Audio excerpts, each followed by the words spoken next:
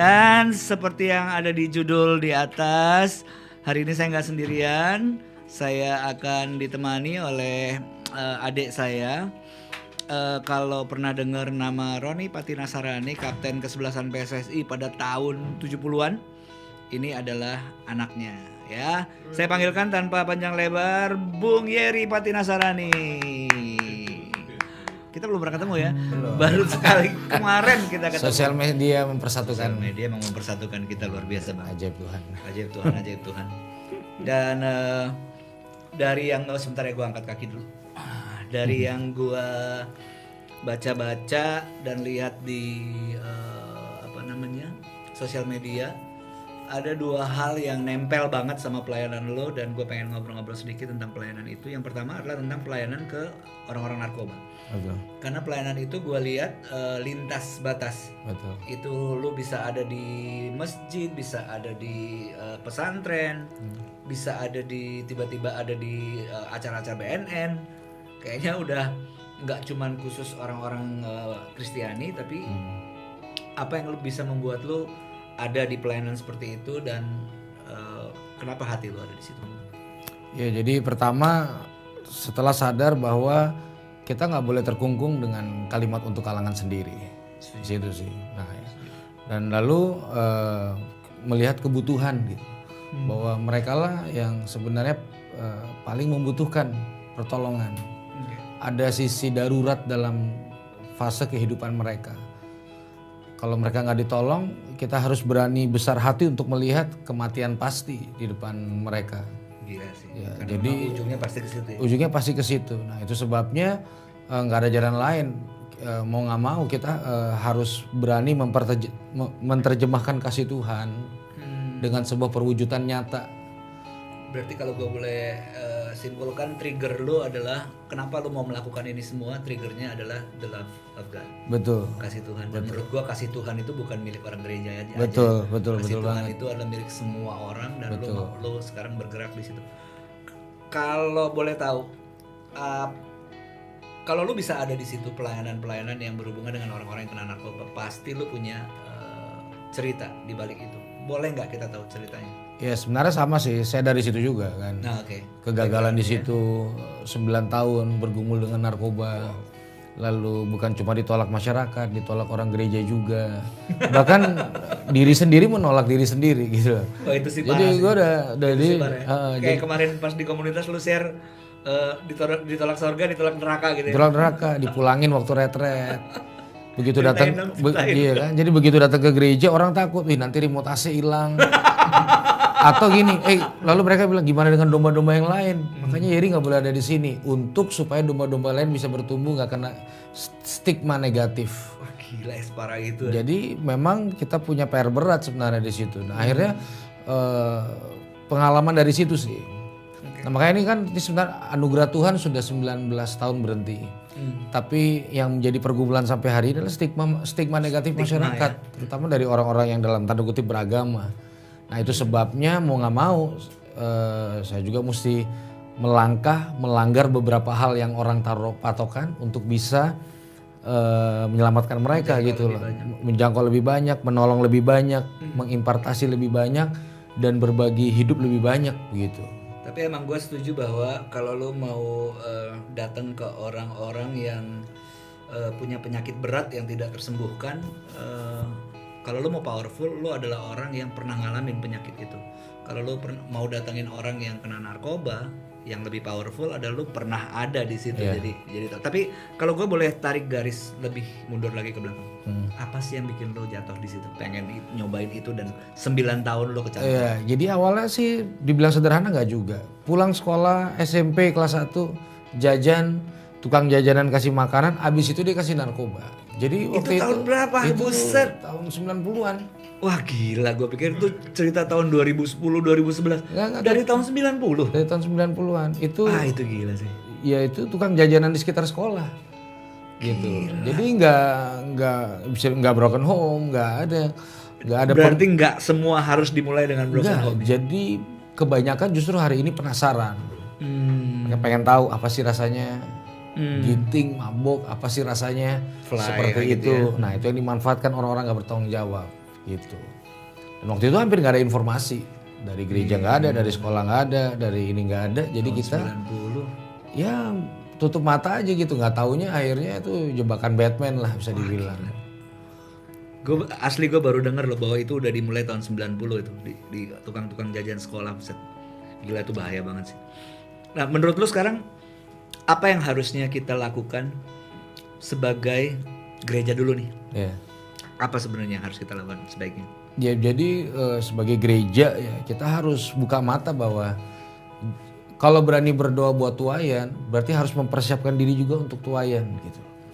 Betul kan? Jadi sebagai gereja menurut saya lebih banyak mempersiapkan diri dibanding menjangkau. Karena kalau menjangkau tanpa mempersiapkan diri, buka pintu depan, buka pintu belakang. Gitu. Lolos lagi gitu. Lolos lagi gitu. Jadi sekarang yang paling makanya gini, saya nggak setuju dengan statement keterbukaan awal dari pemulihan. Pengampunan dan penerimaan itu baru awal dari pemulihan. Ya, bukan cuma ngaku doang terus ditendang. Mengaku orang menyuruh orang terbuka lalu nggak diterima, ya itu interogasi namanya. Betul. Jadi kita kehilangan power yang sangat mahal di dalam kekuatan gereja harusnya, yaitu apa? Penerimaan dan pengampunan. Sampai apa? Nggak ada batasnya. Betul. Gitu. Betul. Nah itu adalah kabar baik orang-orang yang ada di luar sana. Karena harusnya institusi gereja adalah yang punya paling kuat dalam hal penerimaan lalu pengampunan. Iyalah, itu produknya kita. Gue baru setelah mempelajari sedikit, tapi dari pelajaran itu gue baru tahu ternyata dari seluruh kepercayaan yang ada di dunia ini itu cuman kekristenan loh yang mengenal kata pengampunan. Betul. Jadi kepercayaan yang lain tidak mempercayai kata pengampunan. Mereka sistemnya yang satu adalah karma, tidak ada pengampunan, karma. Lu buat jahat ya hadiahnya karma, lu buat baik hadiahnya karma. Terus yang satu lagi adalah seperti timbangan baik dan jahat, nanti kejahatanmu akan ditimbang, which is menurut gua tuh sulit banget. Jadi satu-satunya kehidupan kelompok yang memiliki pernyataan tentang pengampunan itu cuman kita. Tapi lucunya justru kita yang paling sulit menyatakan pengampunan. Wah, saya share dikit nggak apa-apa ya? Boleh. Jadi hasil pemikiran saya ini membuat saya nggak diundang lagi di beberapa gereja. Beneran, jadi nggak apa-apa, mumpung kan nih. Jadi saya angkat isu Yudas Iskariot. Begitu apa yang muncul di pikiran kita ketika kita bahas Yudas Iskariot? Pengkhianat kan? Artinya sesuatu negatif dari kecil sampai gede. Tapi lihat rentetannya. Ketika dia lihat Yesus akhirnya dihukum, pertama dia nyesel. Nah, penyesalannya itu sinkron dengan anak yang bungsu nyesel di kandang babi. Iya, anak yang hilang. Anak yang hilang kan. Sekarang penyesalannya air mata buaya apa enggak kelihatan lewat tindakan selanjutnya. Apa yang dia lakukan setelah dia nyesel? Dia datang ke bait Allah, dibalikin duitnya. Sama kayak Sakeus. Gitu kan? Lalu diakui dengan mulutnya, aku telah berdosa sama orang ini. Clear, 1 Yohanes 1 ayat 9, siapa yang ngaku dosa selesai. Tapi apa yang terjadi waktu dia datang ke rumah Tuhan, lalu ketemu dengan tua-tua bilang gini, itu bukan urusan kami, urusanmu sendiri.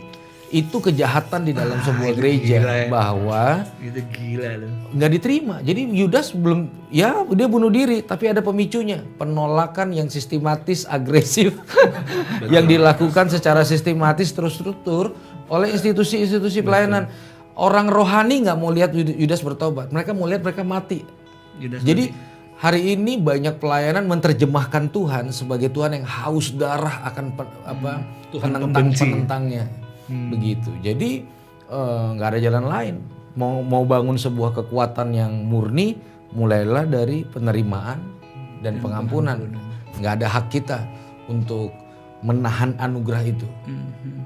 Menghakimi aja nggak boleh, apalagi menghukum. Betul. Gila, itu serem banget. Jadi saya punya pandangan lain soal Yudas. Itu gua pas lo ngomong gua baru nggak. Yudas bisa jadi bunuh dirinya bukan cuman karena nyesel loh, tapi karena dia ditolak oleh tua-tua. Jadi ada unsur dibunuh secara psikis, dibunuh secara rohani, sengaja dibiarkan. Karena urusan bertobat kan urusan Tuhan. Lah wakilnya ngomong begitu. Sekarang kalau hamba Tuhan marah, orang akan pikir Tuhan juga marah. Nah masalah kalau Tuhan nggak marah, itu kan merugikan orangnya gitu loh. Itu gue sering ngomong gitu tuh ya. Banyak orang yang berpikir apa yang dia rasa itu sama persis apa yang Tuhan rasa. Iya. Oh itu salah banget sih. Itu ya. Salah. Jadi begitu lu dendam atau begitu lu marah, lu pikir Tuhan juga pasti marah gitu kan. Betul. Itu kan apa ya? Cacat logika. Cacat logika. Cacat logika. Iya betul. Terus boleh nanya nggak, kalau misalnya teman-teman di rumah misalnya ada yang sedang dalam situasi memakai narkoba, terus dia nggak tahu mau buat apa, mau jalan keluar gue harus gimana, boleh nggak lu kasih sedikit insight, input buat teman-teman? Iya, jadi pertama tuh ya tetap kuat lah, karena memang stigma negatif masyarakat itu menguras energi untuk bangkit gitu loh. Tapi tetap ada satu kabar baik lah, bahwa Tuhan itu punya cinta lebih kuat dari drugs itu sendiri. Jadi teman-teman yang hari ini menyaksikan, gak ada yang kebetulan dong. Betul. Ya jujur aja, kalau kita nggak ketemu yang lebih enak dari drugs yang kita pakai, nggak bakal berhenti. Iya, nggak pindah. Yang ada kita capek. Nah, ada sesuatu nih, katakanlah drugs. Makanya ketika saya kenal Yesus sungguh-sungguh, saya nggak perlu lagi drugs, karena saya menemukan sesuatu yang lebih enak. Dan saya akan informasikan kepada teman-teman yang hari ini lagi bergumul, ya, bahwa dia nggak datang dengan mata penghakiman. Yes. Kita udah tahu kok. Saya berapa kali coba bunuh diri karena diri menghakimi sendiri. Makanya saya nggak setuju dengan hukuman mati itu buat buka efek jerah gitu loh. Karena saya udah menghukum diri saya sendiri sebelum hukum menghukum saya. Lu nggak ada yang cuma hukuman mati juga emang pengen mati. Udah pengen mati sendiri, kecuali ada cinta yang ekstrim, yang dalam, yang kuat, yang punya tanpa syarat, mata yang bersih dan murni. Dan kita menerima cerita baru, story baru, kenyataan baru, realita baru, maka kita punya banyak alasan untuk bangkit dan kuat. Saya nggak percaya orang pakai narkoba nggak bisa sembuh. Saya nggak percaya. Itu banyak banget yang ngomong gitu ya. Iya, jadi tolong jangan percaya, siapapun yang dengar acara malam ini, jangan pernah percaya pemakai narkoba nggak bisa disembuhkan. Ada yang bilang apa? Otak lu kayak telur. Iya. Tapi gue punya banyak temen yang terlibat di narkoba cukup lama, dan nggak selama lu 9 tahun, kurang dari 9 tahun, tapi emang jadi berubah banget sih. Iya. Itu yang bikin gue jadi yakin bahwa waktu gue lihat lu, gila nih anak kayak nggak ada efek apa-apa, ngomong lancar, muka cerah, mata bright. Ya karena orang lihat sekarang. Iya betul. Ya kalau dulu kan kayak pentol korek dulu orang bilang, kepala doang gede, badan kurus, nyengkuk, cekung. Lalu ya itu kena juga psikis, ngomong sendiri, ngomong sama pohon, ketawa-ketawa, kencing di pinggir jalan, masuk di pintu depan, nyari pintunya nggak di depan lagi, di belakang. Lihat pesawat jadi UFO, teriak-teriak di pasar tengah jalan, dikelilingin orang bilang orang gila. Tapi nggak apa-apa, saya nggak bisa rubah masa lalu saya. Betul. Tapi saya punya Yesus, fix saya bisa rubah dong masa depan saya. Nggak ada urusan dengan masa lalu ketika kita menemukan Yesus dalam hidup kita. Jadi kalau kita lihat hari ini cekung, kurus, penyakitan apa, itu nggak permanen. Betul. Jadi ngacaan lalu bilang itu bukan permanen, cerita belum selesai. Betul, gitu. Betul. Ada kisah baru ya? Iya. Wah luar biasa banget ya malam hari ini. Wow. Keren sih, keren. Terus yang kedua yang gue cukup tertarik, pelayanan lu sekarang banyak berbicara tentang ayah. Betul. Boleh share nggak? Iya, jadi kebutuhan figur menjadi isu utama tentang ayah itu, bapak. Lalu ternyata itu menjadi satu pagar yang kuat untuk mencegah, juga untuk memperbaiki. Dan itu juga menjadi satu isu yang hari-hari ini hilang gitu. Yeah. Hari-hari ini hilang, kalau kita kehilangan, banyak orang kehilangan figur bapak dan sebagainya. Dan ternyata itu yang banyak sekali menentukan banyak hal, baik enggak, naik turun, atas bawah ketika. Jadi itu sebabnya. Dan banyak orang ketika ayah gagal yang hanya melihat dari sebuah penghakiman aja. Makanya justru harusnya kekuatan yang ada ini mendukung para ayah untuk sadar, untuk kembali bangkit, untuk menjaga stamina, untuk tidak menyerah. Karena ayah itu cinta pertama buat anak-anaknya. Betul. Dan pahlawan pertama untuk anak-anaknya. Betul. Begitu. Dan apapun yang terjadi, cuma ayah yang sebenarnya berani menyerahkan nyawanya sama anak-anaknya. Jadi kebangkitan ayah itu kebangkitan bangsa sebenarnya. Betul. Sepenting itu, seprioritas itu. Nah, itu sebabnya nggak ada jalan lain. Ya, kita laki-laki ayah mesti mempersiapkan diri, mengizinkan orang juga menginput sesuatu yang negatif, dan ya orang Manado bilang bakuat lah gitu. Benar. Bakuat. Untuk anak-anak yang ditinggal mati oleh ayah pada masa-masa pertumbuhan kecil sampai remaja, apa yang sebaiknya mereka lakukan? Iya, jadi memang pertama saya nggak bisa menghakimi ketika mereka lari ke minum, seks, drugs, LGBT dan sebagainya, karena nggak mudah. Iya. Kehilangan itu Yes. apalagi usia muda nggak mudah, sangat nggak mudah. Bahwa melihat orang digandeng sama bapaknya, lalu kita terima kenyataan kita nggak ada yang bisa kita gandeng. Nah banyak orang, anak-anak remaja wanita akhirnya hamil di luar nikah, atau dia punya pacar yang dia udah tahu nggak jelas, tapi pacar yang nggak jelas ini memenuhi kebutuhan sedikit. Father figure. Nah itunya, nah dia tutup mata, hamil deh, kena penyakit deh, gitu loh. Nah makanya kita harus berani sekarang melihat Tuhan sebagai Bapa. Dia bukan Tuhan yang perkasa pakai pedang yang dia mau mengalahkan musuh-musuh. Dia sebagai figur yang mencintai dan mengasihi kita. Dan kadang-kadang kita nggak sadar bahwa dari hatinya berkata, it's okay, please jangan menjauh, jangan takut mendekat, it's okay. Orang mulai hakimi, it's okay, it's okay. Bapak cuma pengen deket sama anaknya. Betul. Makanya waktu Adam dan Hawa hilang, dia cari kan. Itu kan refleksi bahwa keimanan kita sama Yesus bukan orang cari Tuhan. Tuhan cari orang. Dan gak ada yang mungkin bisa buat itu. Jadi saya ditemukan. Nah waktu kita gak ada, ya inilah kebutuhan kita akan Tuhan. Memenuhi seluruh komponen kehidupan kita. Perut, hati, otak, dompet. Dan kita gak perlu berjalan dalam sebuah rasa takut. Karena Tuhan sebagai Bapa itu adalah Tuhan yang dia tahu persis apa yang ada di depan kita. Betul. Dan ya mungkin cuma kita yang berani bilang sampai kita tutup mata. Semua kan oke-oke aja. Dan saya suka dengan kalimat ini. Kecupan Bapa. Kacamata kematian di dalam kekristenan adalah mati itu seperti seorang bapak cium anaknya sebelum tidur, bangun buka mata lihat bapak. Ketemu dia. So gak ada yang perlu kita takutin. Begitu. Kalau seorang ibu sendirian mengasuh anaknya, bisakah peran ibu menggantikan father figure? Menurut lu gimana?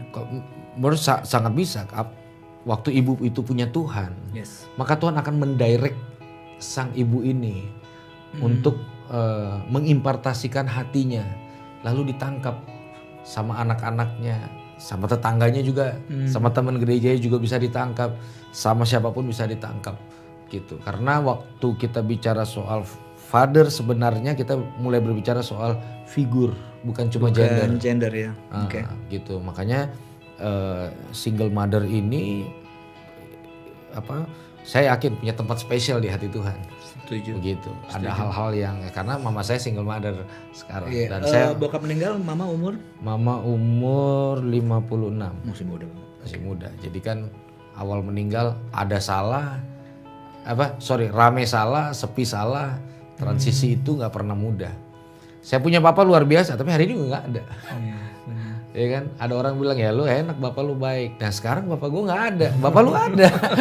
Mendingan lu lah. Begitu.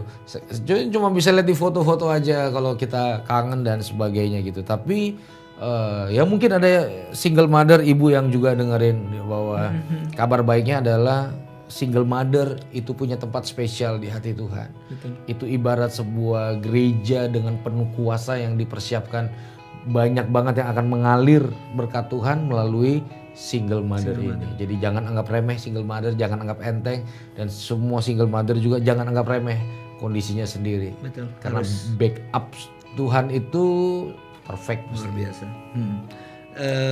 Di Alkitab orang-orang yang dikatakan bisa dibilang mewakili pribadi Yesus yang ada di dunia ini tuh cuman orang miskin, orang berkekurangan, orang jompo, orang tua, dan janda. Betul. Ya, jadi memang benar-benar single mother itu sangat dapat tempat spesial di hati Tuhan. Nah kemarin lu sharing di komunitas kita, terus gue pengen lu bahas ini terakhir tentang singleness. Itu keren banget sih. Itu keren banget, dan gue pengen sharing sedikit tentang singleness. Jadi gue kaget setengah mati ketika lihat ajaran doa Yesus bukan buat pokok doa. Jadi ketika kita belajar doa yang sejati, pokok doa menjadi nggak penting. Lalu muncullah sesuatu yang penting. Doa masuk kamar, doa sendirian. Nah kenapa hal itu jadi penting? Karena semua suatu saat akan hadapi masa singleness. Singleness tuh gini, kemampuan untuk bertahan dalam kesendirian dengan Tuhan. Kemampuan untuk bertahan dalam kesendirian. Nah dengan Tuhan. Makanya buat gue single tuh forever. Ya. Walaupun lu udah kawin. Justru dalam pernikahan singleness ini paling dibutuhkan. Terutama dalam pelayanan. Karena gini, ternyata banyak pelawak pakai narkoba. Ada beberapa personel Sri Mulat sharing. Lalu ada beberapa teman-teman dari entertain juga. Ternyata ada satu sedikit pemicu yang akhirnya membuat saya belajar. Banyak pelawak kesepian. Banyak artis juga kesepian. Banyak hamba Tuhan kesepian. Nggak berani ngaku aja. Banyak leader-leader hebat di atas hidup dalam kesepian. Padahal kayaknya hidupnya dipenuhi dengan orang-orang di sekelilingnya. Jadi tragis kesepian di tengah keramaian. Tapi banyak orang nggak respect, nggak menyadari bahwa fase sendiri selalu ada. Misalnya kita selek. Kalau orang marah pasti teriak dong. Padahal jarak cuma semeter. Kenapa kalau orang marah teriak? Karena waktu gitu marah dari jarak semeter bisa jadi jarak 10 meter. Makanya untuk mencapainya harus teriak. Nah kita bisa berdua tapi bisa dua-duanya kesepian.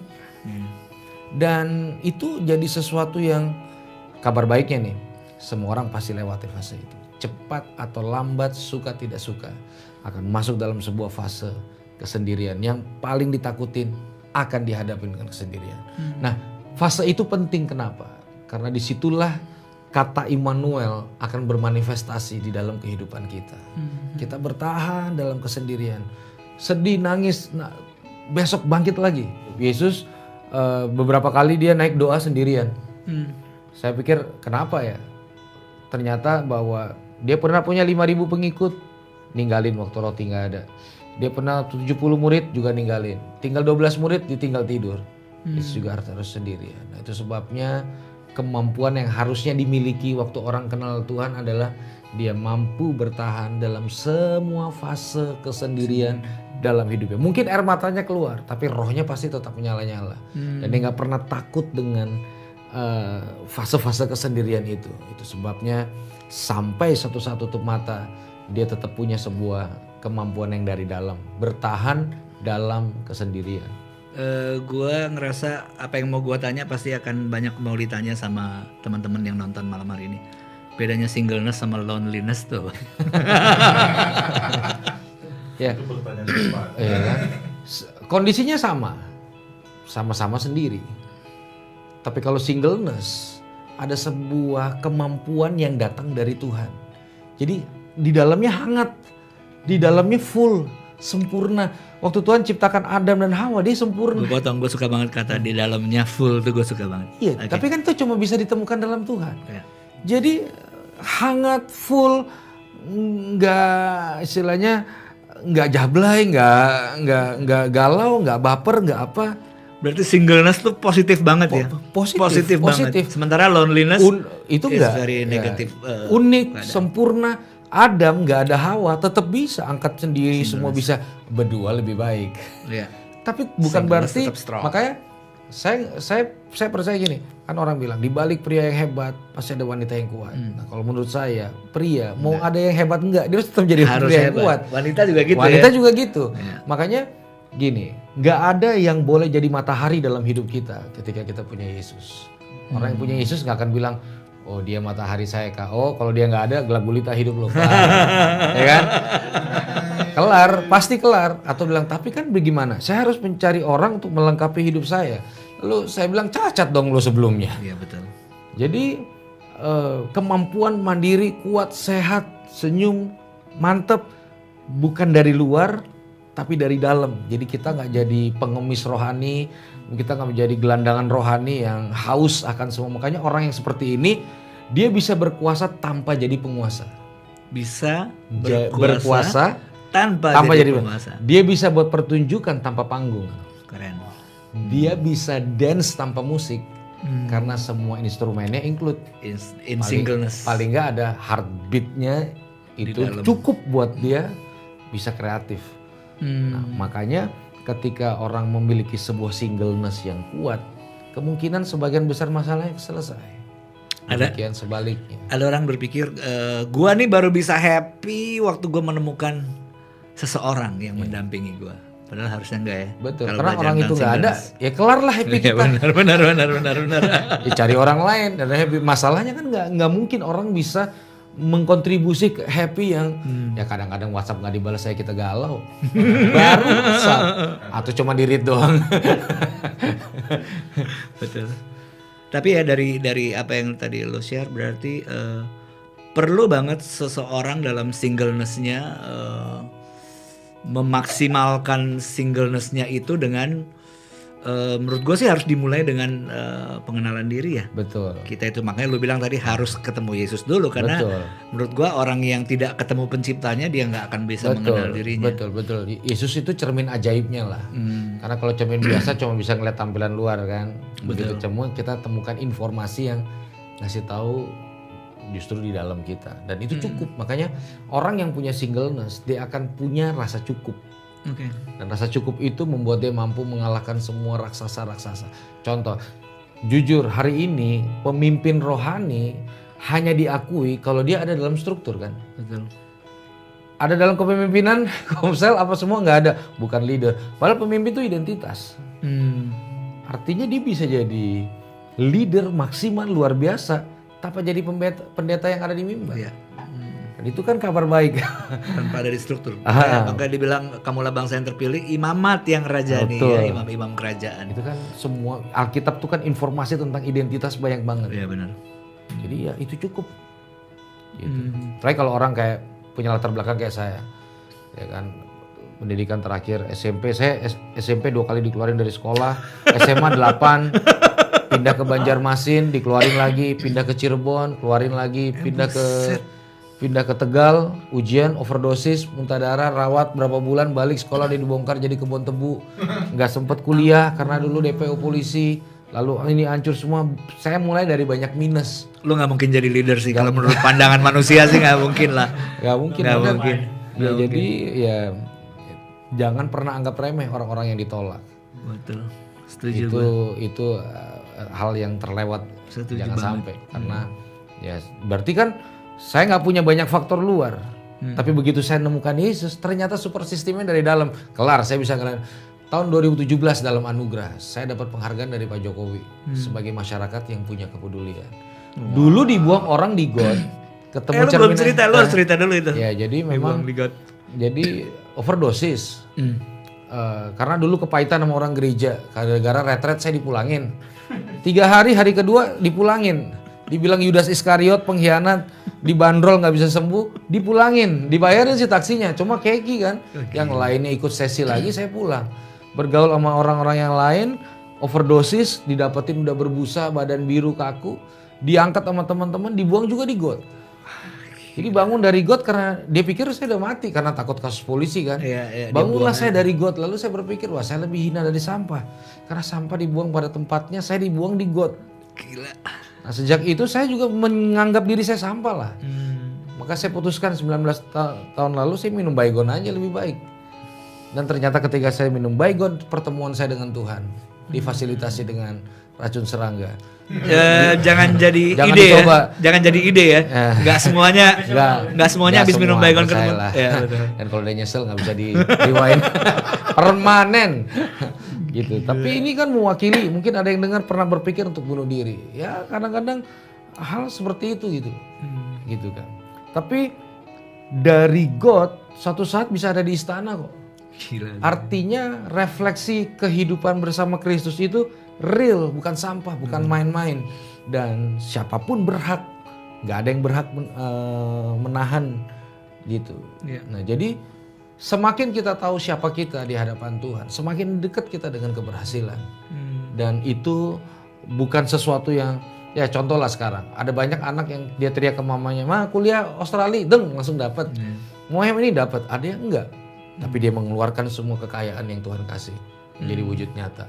Lebih dihargai, lebih berdampak, dan orang lain akan ngikut jejak-jejaknya sebagai jejak-jejak yang patut diikuti. Gue jadi inget ayat itu tuh, Christ in you the hope of glory.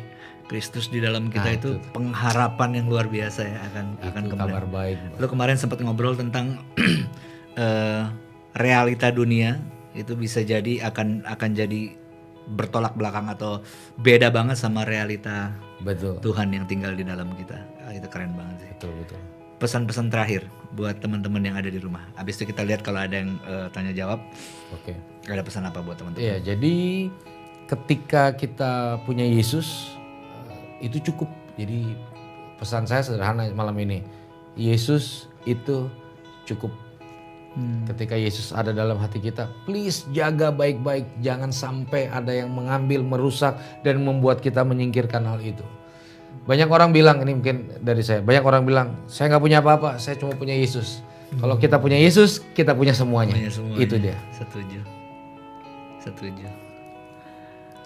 Oke, teman-teman semua, waduh terima kasih banget nih udah ngikutin semuanya. Kalau ada yang mau ngasih pertanyaan, mumpung ada Bung Yeri di tengah-tengah kita. Iya nih, ini kayaknya kita lagi kadang-kala ada problem sama internet nih, jadi kadang-kadang suka mati. Sebentar.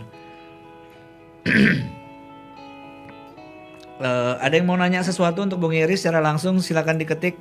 Nanti kita akan bacakan pertanyaannya dan Bung Yeri akan coba jawab. Kalau ada yang mau nanya, kalau nggak ada, harusnya ada sih. Saya yang nanya lah. lagi loading. Karena harusnya waktu kita masih lumayan nih. Oh gitu. Masih ada 15 menit. Itu dari Pak Jokowi. Jadi saya sebagai masyarakat yang punya kepedulian sama kaum marginal lah. Jadi saya fokus di pemberdayaan masyarakat. Jadi saya membantu pesantren, wihara, komunitas-komunitas yang ada, orang kuliner untuk kembali berfungsi. Masa seorang Yudas Iskariot bisa melakukan itu? Itu sukar dipercaya. Iyalah ya. Tapi emang anjing ya Itu kan orang ini. kecelakaan paradigma. Terjadi tabrakan paradigma. Cacat apa lu bilang? Cacat logika Cacat mendasar. Itu kecacatan parah. Ini kenapa suka hilang-hilang hitam-hitam itu kenapa? Apa yang terjadi ya? Di itu. Bang mau tanya, abang pernah dibully nggak? Nih yang nanya kayaknya sering dibully nih. Gimana jawabannya? Ya sering lah. Sampai hari ini kok saya masih dibully dalam artian ya mungkin kalau teman-teman lihat penampilan saya banyak orang nggak mempercaya saya ini seorang hamba Tuhan atau pembicara gitu loh. Ya kadang-kadang dipikir mau ngerampok di gereja. Ya pernah dipikir Disuruh keluar. suruh keluar. Saya pernah mau dibawa ke pos sapam sama security karena dipikir saya mau mencuri di gereja padahal saya pembicaranya. Kedua, saya pernah dipikir mau loading barang. Pak, nanti ada parkir Pak. Oh iya siap. Mobil saya mobil loading mungkin ya. Jadi disuruh loading dulu. Nah ini tolong. Tapi nggak apa-apa lah itu vitamin. Pernah dipikir juga mau ngebom gereja. Ya gitu dan berbagai. Jadi ya biar aja lah. Ya fur dulu kan. Betul, kita Setelah dulu. itu mari kita bertobat sama-sama. Karena belum tentu yang kita lihat mewakili realita yang sebenarnya begitu. Jadi saya sering banget dibully. Puji Tuhan untuk bulian membuat saya makin lama makin kuat. Ada orang yang rela berdosa buat kita sehingga kita bisa belajar melakukan firman. Keren kan tuh? Tapi berdosa loh. Dia yang bully buat kita jadi sebuah pelajaran. Jadi ya. buat kita belajar. Mereka rela sampai berdosa Dengan membuli kita. membuli kita sehingga membuat Kita menjadi lebih kuat. kuat. Nah, jadi ya bersyukurlah buat semua bulian. Keren. Bagaimana berpindah nih, ada yang nanya bagaimana berpindah dari loneliness ke singleness? Ya, jadi memang faktor Tuhan nggak bisa dipungkiri Ya, sih. itu faktor nomor Ya, satu. cuma kan kita pikir Tuhan nggak bisa dipegang, itu masalahnya. Tuhan nggak bisa dicurhatin, Tuhan nggak bisa disentuh, gitu. Tapi justru kita butuh sesuatu yang bukan disentuh, karena semua yang disentuh akan jadi debu pada akhirnya. Betul. Yang kita perlu sesuatu yang secara permanen ada. Nah, kekal jadi ya. waktu kita percaya dengan Yesus, disitulah harusnya perpindahan. Kalau belum perpindahan, berarti belum sungguh-sungguh dalam Yesus, kemungkinan. Karena manifestasi dari kehadiran Yesus sebagai Immanuel dalam hidup kita, muncullah itu. Makanya waktu papa saya meninggal, saya yang pimpin ibadah penghiburan. Kakak main musik, mama kesaksian. Lalu orang bilang, loh ini yang keluarga berduka mana nih? 5 orang terima Tuhan dalam ibadah penghiburan. Karena harusnya kok saya menghibur malah dia memberi saya kekuatan. Itu kekuatan singleness. Saya tulis di Kompas, waktu itu jadi heboh juga. Saya tulis gini, berita sukacita.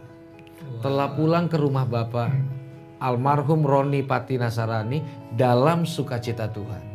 Argumen sama orang Kompas, nggak pernah di Kompas tulis kayak gini. Loh saya anaknya, tolong tulis. 3 keluarga terima Tuhan. Mereka tanya, bagaimana mungkin orang bisa bersukacita di belakang peti mati papa sendiri. Nah ini kesempatan saya menjelaskan tentang singleness. Disitulah kekuatan singleness. Gitu. Makanya orang akan keki membuat kita marah, orang akan keki membuat kita kesel, kecewa, memancing emosi kita. Karena ternyata sesuatu yang itu terletak dari dalam. Kalau kita kuat dalam singleness, kita nggak akan terpengaruh ya dengan Gitu dia. output yang negatif gitu ya. Pelayanan selalu ada. Anak-anak gak selalu muda. Setuju. Orang tua gak selalu ada. Istri gak selalu muda, suami juga gak selalu muda. Jangan pernah korbankan keluarga demi pelayanan. Jadi saya sangat tidak setuju dengan statement yang jangan sampai ya keluarga ganggu pelayanan. Karena apa? Waktu Abraham dibentuk menjadi tokoh, bapak orang beriman dan orang yang mengenapi rencana Tuhan, salah satu hal yang menjadi penting adalah dia disuruh anaknya, membawa anaknya, lalu disuruh mengorbankan anaknya, lalu nggak jadi kan? Nah di balik pesan itu adalah seperti ini, apapun yang kita lakukan, pekerjaan pelayanan, nggak boleh sampai mengorbankan anak. Nah untuk itu kita nggak punya nature-nya. Jadi tolong jangan menghakimi orang yang juga seperti itu. Karena itu adalah apa yang terjadi dalam hidup kita ketika kita kenal Yesus. Gitu. Jadi orang hebat di anak-anak dulu. Betul. Baru jadi orang hebat di jemaat. Kenapa? Kalau enggak, kita akan jadi pribadi yang hidup dalam 2 identitas. Identitas di rumah dan identitas di pelayanan. Nah, itu yang orang bilang, di luar hebat, di rumah kita bergumul. Nah, itu sebabnya anugerah Tuhan akan menolong kita di situ. Maka pertanyaan yang baik bahwa adalah baik. Makanya kalau kita lihat semua rentetan pasti startnya dari keluarga. Saya pelajari Roh Kudus pertama kali dicurahkan. Saya pernah pergi ke tempat pencurahan yang mereka percayai. Dan Kisah Rasul mengatakan bahwa itu rumah, living room. Kekuatan kita adalah di ruang keluarga. Dan saya bersyukur acara ini kan juga di rumah. Nah, jadi kan ini representatif sebuah kekuatan bahwa kekuatan dari rumah. Kalau boleh di rentet, sebelum dia hebat di jemaat, dia pasti harus menjadi hebat di keluarga. Iya. Tapi sebelum itu dia pasti harus hebat dalam singleness. Betul. Jadi ya, Balik lagi ke situ ya. Makanya itu Orang yang fondasi. hebat, iya, Kalau enggak fondasinya dia itu. akan ketika makan gini, banyak orang kan menjadikan pelayanan pelarian dari masalah rumah yang belum selesai. Betul. Nggak mau nyuci baju, nggak mau ngikutin orang tuanya apa, ikut aja kebaktian. Gitu kan. Disuruh pastornya langsung iya, disuruh mamanya ngebantah. Iya betul. Itu yang kayak orang bilang dikejar anjing lari, dimarahin orang tua ngebentak balik. Sekali lagi, kita nggak kejar Yesus. Yesus yang kejar kita. Bagaimana Yesus bekerja sama hidup kita sejauh hati kita yang kita buka. Kalau Yesus ngetok, sekarang Yesus ada di mana? Di ruang tamu. Apa kita izinkan dia sampai ke ruang-ruang pribadi kita? Tempat kita yang sebenarnya nggak enak gitu. Kalau kita ngundang Yesus ada di sini gitu, ya kan? tempat-tempat singleness kita. Tempat paling singleness di rumah ya di kamar mandi. Contoh, hadirkan Yesus di kamar mandi Anda. Karena dia di kamar mandi kita rasa kita bisa berbuat apa aja dan nggak ada orang tahu, ya kan? Jadi sampai ke area-area yang mungkin apa ya kita nggak nyaman gitu loh. Makanya banyak Yesus diundang, tapi cuma suruh duduk di ruang tamu. Kan ruang tamu kan foto sama presiden sama ini. Tapi kalau dapur asli tolong jangan sampai gitu. Makanya Yesus hadirlah dalam hidup saya dalam hari Minggu aja. Kalau Senin tolong nanti kita ketemu minggu depan aja. Nah, itu yang menentukan Yesus bekerja apa enggak. Ruang yang kita buka bukan dari dianya gitu sih.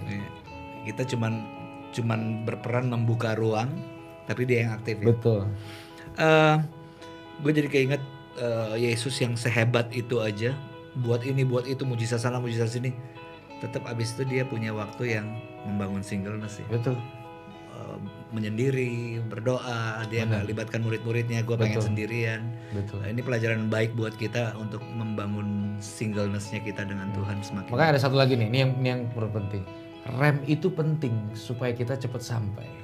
Banyak orang nggak nganggap penting rem. Apalagi dalam pelayanan. Padahal semua butuh rem. Ngegas terus juga nggak nyampe. Ngegas terus iya nggak nyampe. Nyampe rumah sakit. Iya. Jadi berhenti sama kayak gini. Kalau kita naik motor mau jarak jauh pasti semua ketemu dengan satu orang yang bilang gini, Pak mulai dari nol ya. Nah gitu kan. Nah orang nggak mau mulai dari nol, gas bensinnya nggak ada. Jadi please cari tahu kapan harus kita berhenti. Rem termasuk dalam pelayanan, apalagi kalau bisnis kebuka, ini kebuka, banyak orang kehilangan Tuhan dalam berkat Tuhan, banyak orang kehilangan Tuhan justru di rumah Tuhan dalam mujizat Tuhan. Dalam pelayanan dia hilang Tuhan karena dia nggak tahu kapan harus rem. Kalau nggak diizinin, ya buat rem sendirilah. Nanti kalau nggak rem mendadak. Kadang-kadang ngeremnya waktu sakit secara fisik. Betul. Atau jatuh dalam dosa yang sangat dalam. Karena gue pernah ngerasain itu. Mau nggak mau mesti ngerem cukup lama, tapi karena memang ternyata kita perlu waktu buat building our singleness ya. Betul. Membangun rem. kesendirian Jadi kita. kan, itu kan semua dari singleness. Contoh nih apa ya, saya share ya.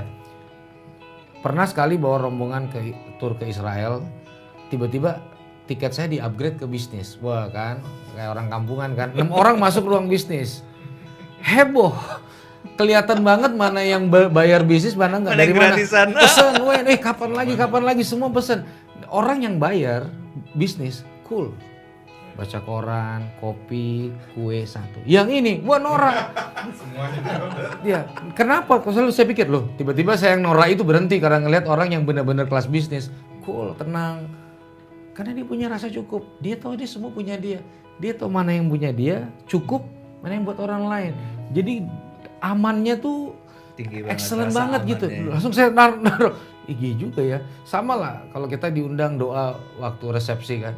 Baru berdoa udah bunyi piring. Betul gak? Padahal itu masih uang parkir lah, dibeli juga masih bisa. Tapi hasrat kepengen dapat semuanya itu kadang-kadang bayangin. Belum doa orang udah buka plastik bungkus lagi bawa bungkus. Padahal kadang-kadang nggak dimakan juga, gitu kan? Itu kan fenomena keluarga dipencar. Kamu antri kambing, kamu antri ini. Sama kalau kita breakfast di hotel kadang-kadang, kita kan tahu kapasitas kita. Tapi kan, rugi lah. Buburnya belum dicoba, ini coba. Akhirnya kita nggak menikmati dan kita kehilangan excellency, kehangatan dalam, justru di kelimpahan. Itu kita perlu singleness, bener-bener perlu singleness di situ. Sebagai orang tua lo harus ngajarin anak-anak kita cinta bangsa ya. Iya betul. Dan sebagai pemimpin gereja, komunitas, lo juga harus ngajarin anak-anak rohani lo cinta Indonesia. Betul. Jadi kalau kita cinta Indonesia, kita bukan cinta Tuhan aja, kita mencintai yang Tuhan cintai. Begitu. Kalau kita gagal mencintai Indonesia, ya kita cuma cinta Tuhan aja, tapi kita nggak cinta apa yang ada dalam hati Tuhan. Dan menurut saya itu cacat. Betul. Jadi Indonesia mengkomplitkan semua keimanan kita. Makanya harusnya kitalah yang paling bisa kuat berbicara soal Kristen Nusantara. Mempengaruhi budaya, bukan menghakimi. Ya kan, nggak bilang ini dan sebagainya. Harusnya kita ada di komponen-komponen masyarakat. Gitu. Itu sebabnya ya nggak bisa dengan pemikiran tembok. Maaf, membangun gereja lokal yang kuat. Tapi kehilangan hati buat bangsa. Ya definisi ulang lagi aja begitu. Betul. Wow, Hari ini kita lengkap banget dapat kebenaran yang komplit. Ngomong soal pengalaman hidup narkoba, ngomong soal fathering, ngomong soal singleness. At the end kita bicara soal nasionalisme. Gila lengkap banget nih kalau menu nih kayaknya kita lagi makan di restoran Cina nih semuanya. Asik. 4 sehat 5 sempurna. Iya, ada semuanya. Tambah babi tor. Anyway semua teman-teman yang ada di rumah, thank you banget sudah meluangkan waktunya untuk bersama-sama dengan kami di Monday Nine. Dan saya Frankie Siombing. Saya Yeri Fatina Sarani. Kita berdua mau undur diri dan mengucapkan thank selamat you. malam. Berkat Tuhan yang luar biasa melimpah atas kita semua. Terimalah berkat Tuhan dan jadilah berkat dimanapun kalian berada. Amin. Monday Nine, He makes everything new. Selamat malam semuanya, God bless you. Thank you.